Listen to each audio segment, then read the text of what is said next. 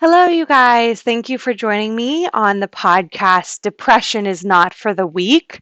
My name is Nicole Harrington, and I'll be sharing stories from my life and how I see depression show up every day and how I deal with it. So, today, oh my gosh, you guys, I am tired today.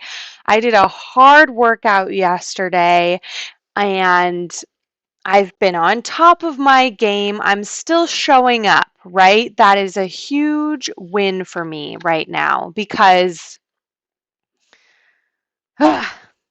this is that depression talking is when you're not feeling up to par, depression likes to just slide right in there and say, you don't have to do that. Just throw away that plan you had for your day and do it tomorrow. Tomorrow's more comfortable. Tomorrow will be better. But if you miss one day, it's going to take you 2 days to get back on track. And you guys, that's really what happened to me this weekend is I learned a new lesson. So we're going to get into that today and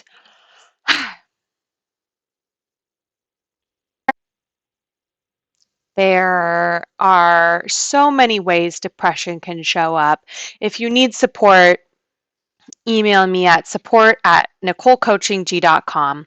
So this weekend, I noticed that my attention was being held for 3, 4, 5 hours at a time. I was able to pay attention to something.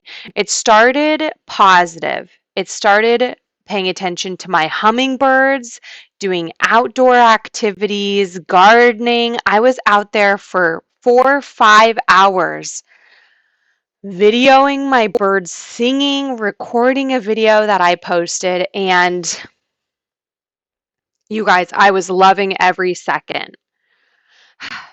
But the thing is I learned a valuable lesson, and I was holding my attention for hours at a time.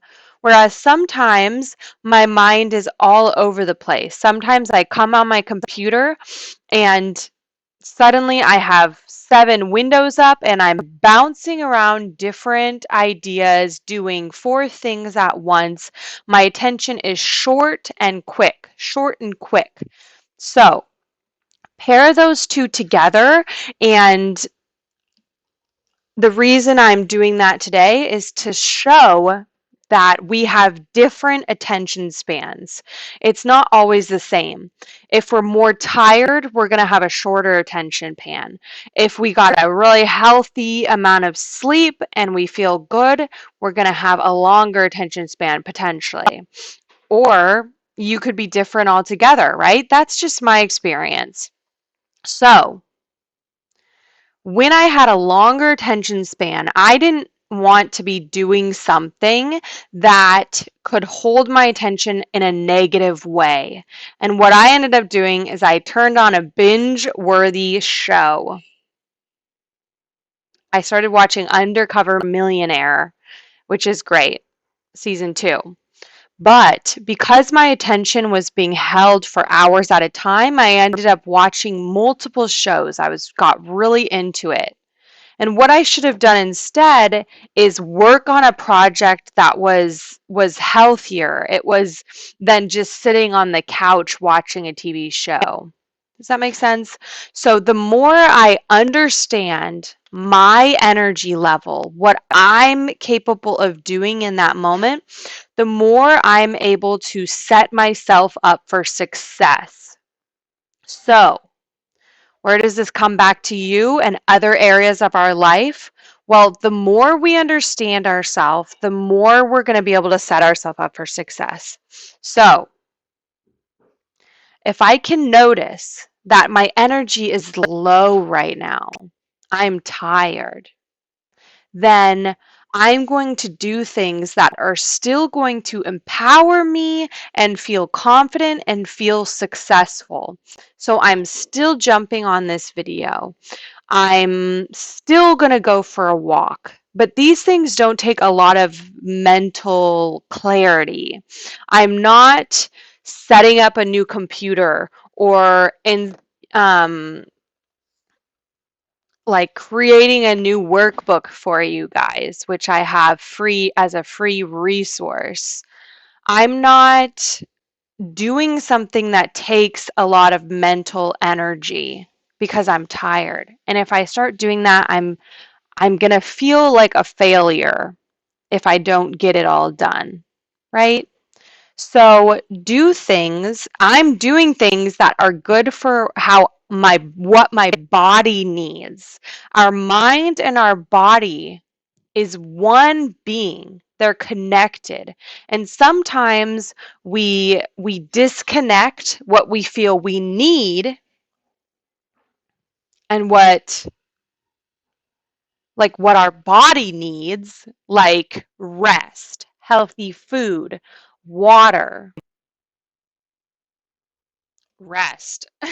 Again, healthy food, water, rest, our body needs. Versus what our mind is telling us. Our mind wants to go, go, go. It wants to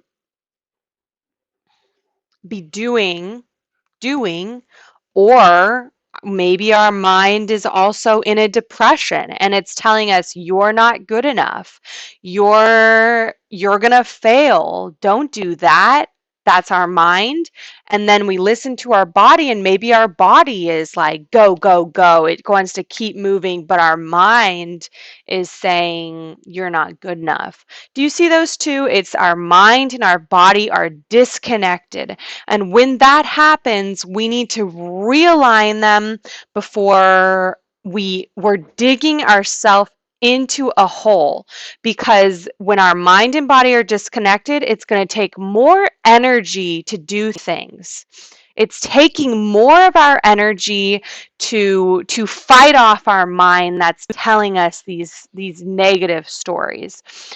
When we're tired, it's taking more energy than usual to do simple tasks that we can usually get done. So, our mind and our body are disconnected. What do? We want to get them back on the same page, right? If our body is tired, that seems like a high priority. We need to take a rest. We need to do activities that are going to help us still feel successful, but in a way we're doing them that our body is also feeling supported. We're going to, if our mind is telling us all these lies that we're not good enough, it needs to rest.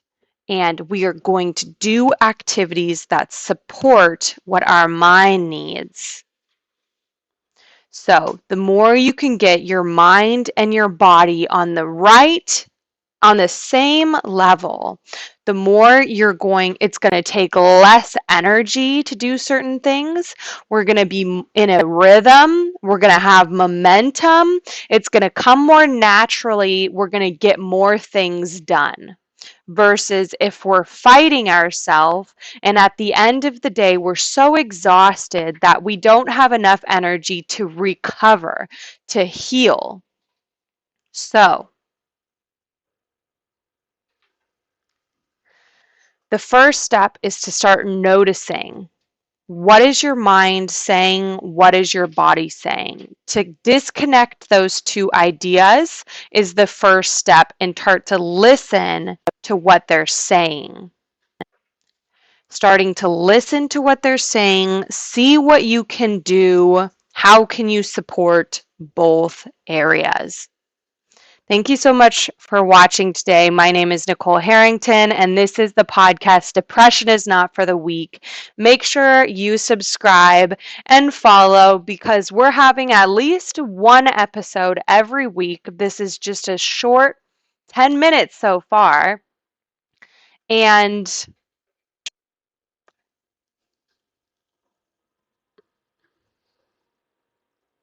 I'm excited for what's to come. So I'll see you next.